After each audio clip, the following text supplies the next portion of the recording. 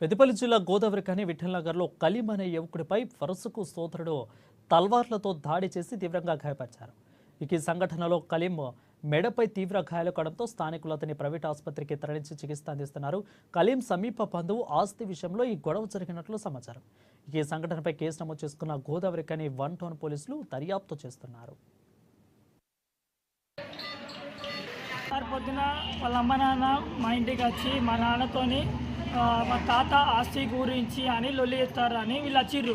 మా నాన్న కడిగిరు వచ్చి మరి ఈ 28 తారీఖు రోజు 27 తారీఖు రోజు మన ఏంటి దానికి ఏమంటారు రిటైర్మెంట్ అవుతానని వాళ్ళ కొడుకులు మా నాన్నను ఆస్తి అడుగుతారని తాత ఆస్తి వాళ్ళు ఎట్లా అడుగుతారని అని లొల్లి పొద్దునుంచి లొల్లి చేస్తారు వీళ్ళు.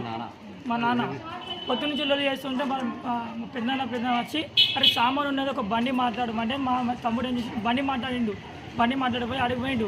ఆ తమ్ముడు ఇంటికాడ చూపెట్టి వచ్చి మా బామ్మడి అని తీసుకుపోయిండు. మా బామ్మడి సామాన్ ఎక్కించున్నాను అలా వచ్చి పొట్టు కొట్టితే నాకు వేసుకుని బావ నన్ను కొట్టిరు అంటే మేము పోయినాం అడగడానికి పోతే ఈ అంకుజ్ గౌజ్గాడు ఏం చేసిండు కాలుతో కొడితే నీ కింద పడితే మా తమ్ముడు వచ్చి ఎందుకు కొడతారు అని చెప్పి దొబ్బేసిండు.